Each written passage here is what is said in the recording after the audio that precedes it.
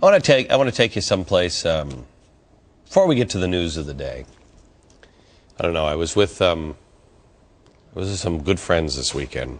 We sat around a dinner table. I bet we spent 10 hours around that dinner table over the weekend, just talking.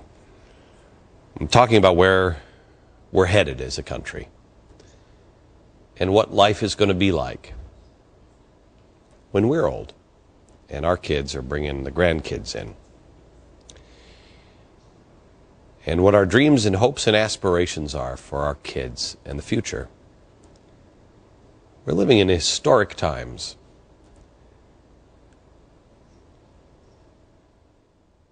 Do you think your neighbors know that? I showed you a minute ago the dreams of Barack Obama's father. They've been potentially realized in Kenya through Soviet-style changes in their new constitution. Barack Obama has clearly been heavily influenced in his political ideology with all of the people in his life, from his father and mom, to his grandparents, to his communist mentor, Frank Marshall Davis. He says himself in his books that he sought out Marxist college professors, anti-colonialists, Jeremiah Wright. I mean, we can see that the people he surrounded himself with, and he was surrounded by his whole life, had this kind of ideology. Now look who he surrounds himself with now. You can see the influence in his policies. Even his casual conversation that was made into, oh, not such a big deal. I think when you spread the wealth around, it's good for everybody. Okay. A child can't help but being impacted by his family and close friends. I don't know if Barack Obama, was motivated by the dreams from my father, but if you read this book, you will conclude that, yeah, he was. But that's not why I want to talk to you about this. It's not really even about Kenya, an old-style Soviet constitution that was just passed last week. This country has always been about ideas, not people. And our country is now becoming more and more about people and less about ideas. Now, if it's not about Barack Obama or Rush Limbaugh or whoever, it's about groups. This group versus this group. It needs to be about ideas again. But that requires personal responsibility. And I want to show you your place in time. I want to talk to you as a mom or a dad. Think about this for a second. What is it you learned from your parents? What were their dreams? What were the dreams from your father and your mother? And how did you learn it? I don't know about you, but my folks said an awful lot of things, and I remember a few of them because, you heard them all the time. This is going to hurt me more than it hurt you. But those aren't the important things I learned from my parents.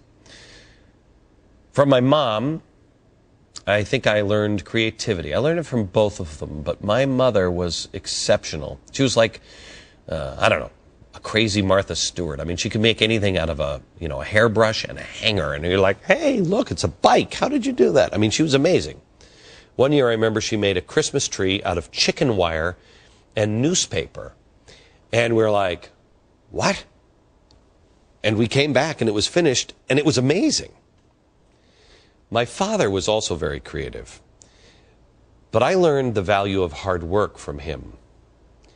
He worked all the time and he loved what he did. He took pride in what he did. My dad and I, because he was working all the time, and we had different interests. We never connected when I was a kid. But I started working when I was 13. I got a job in radio. And my father, quietly, never said anything except, what time's work?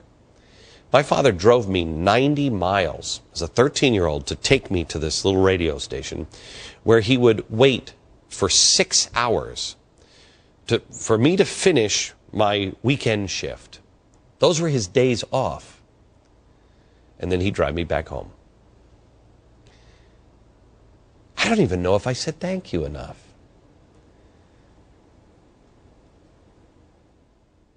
What was the dream of my father through his action? Well, I think to show his son that he loved him. And that love doesn't come through hugs. Love comes through service. By being there, he showed me his dream was to follow your passion, to be true to yourself. I don't think I ever really learned something from my parents that was truly important because they said it. I'll never forget my father used to always say, treat the cops with respect. This is at a time where I'll never forget my grandfather during the 60s. He's like, those damn hippies. And they used to really hack off my father and my grandfather. And I remember one time my father was stopped by a cop. And he was so polite. And not because he had to, but because he respected him. He was polite. That's how I learned how to respect the cops, because my father did. I learned things because my father lived it. So did my mother. In our quest to change our country, we have to stop looking at the groups and the GOP and the Democrats and everybody else. If we want to save our country, we have to first save ourselves. In the last few days, we've done 40 days and 40 nights. I've asked you to try something different. Don't just pray. I mean, sometimes I'm praying, I'm in the car and I'll just pray and I'll just be out loud and I'm yelling at him. He didn't like it. But I always start and end my day on my knees. And my children, and it's hard to get my kids to pray on their knees, it's important that they see their dad humbled and on his knees. I've asked you to spend time with your family. Just a little more time. I've asked you to get rid of all the lies in your life. All of them. Even the little ones. Everything. You know, my wife, she won't ever say that I'm not home. I'll say, oh, just tell him I'm not home. She's like, I'm not lying for you. You know why she does that? Because she doesn't want to show the children that lying is okay. Even the little ones.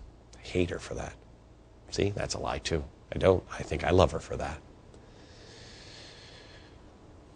I want to give you something else. I want you to ask yourself, what is truly important to you? If you could only pass one thing on to your kids, the thing that's really important, what would you pass to them? And how are you living that? Don't tell them. Live it. I told some friends that work with me, we're all dads, and quite honestly, we work hard. I feel like my father sometimes. We feel guilty about not spending time with our kids or enough time with our kids. We were going someplace, I had to give a speech or something, I don't remember what it was. And we were all on the plane and we were all pining for our kids. And this just spilled out of me. I said, this too shall pass. You know, George Washington and John Adams and Jefferson, all of them. They weren't around their kids either. But you don't have to go that far. Those who are currently serving in the military, they're not around their kids either. It's just their time, and it's just what they have to do. I don't know about you, but I've never met a son or a daughter of a hero soldier that was out in the field fighting. I've never seen somebody say, yeah, my dad was a soldier and he was out fighting. I've never seen that coupled with antipathy for our country. It's always love and devotion for our country in their children. Through the actions of their parents, they learn the dreams of their father and mother. Our actions have a gigantic impact. So how does this apply to you today? We talk a lot about, see the second half of the show where we're going to talk, make your head explode. We talk about things that are happening in our country. Let's say you work for a union. Are your kids hearing you watch this show and say, he's right? He's right. Honey, he's right. It's the union bosses. I work for one of them. It's the union bosses that are causing us trouble. Those and the politicians, they've set us up. But then your kids don't see you stand up. What are you teaching your children? Are you teaching them that the everyday guy can't make a difference? If you're saying, and I've heard this in the last couple of weeks, I'd like to be there at 828. Boy, it's important to be there at 828. The steps of Lincoln Memorial. But I don't know. I mean, something could happen. There could be problems. I've heard. Are you teaching that to your children through your actions that terror works? That people can frighten other people into sitting down, shutting up, being quiet? I don't know what you believe. You may be all the way to the left. Don't teach your kids that the ends justify the means. Don't teach your kids that somebody else has to do the work. Don't teach your kids through your mouth anything. Teach your children your values and your dreams by living it. What is it that your kids will say? What is it that, how is it? How will they answer? What were the dreams of my father and my mother? Back in a minute. Yeah. I have some bad news for you, America.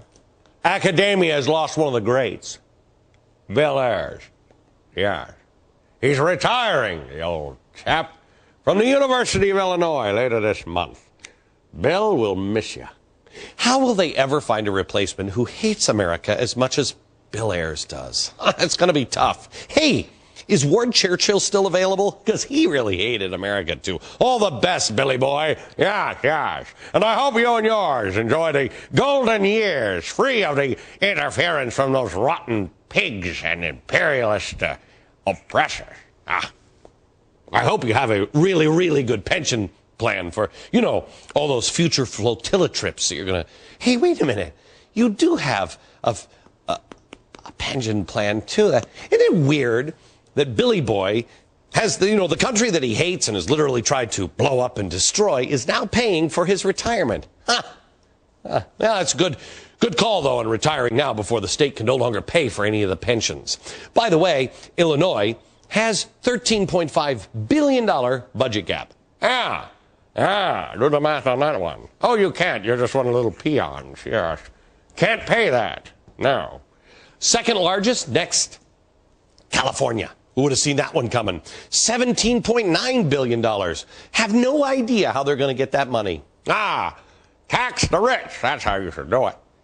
In total, only 46 states have budget shortfalls. But that's it. Experts say these states now will shed about 30,000 jobs a month till year's end to make ends meet. And by the way, they're saying that now between, I think it's 400 and 700,000 jobs are going to be lost because everything has got to go. In Colorado Springs, they're shutting off the street lights to save $1.2 million. In Camden, New Jersey, they're closing all three of the libraries. The governor of Wyoming is threatening to sell off state-owned land in the Grand Teton National Park. Cops, firefighters, teachers, all being cut all across the country. It's obvious that cuts need to be made. But guess who doesn't want any of these cuts to happen? Guess who can't give in? No, never. Yeah. Unions, you see. Why? Well, they're Obama's special interest buddies, that's why. SEIU, the AFL-CIO, and many others, they say for some strange reason that they don't want to give in.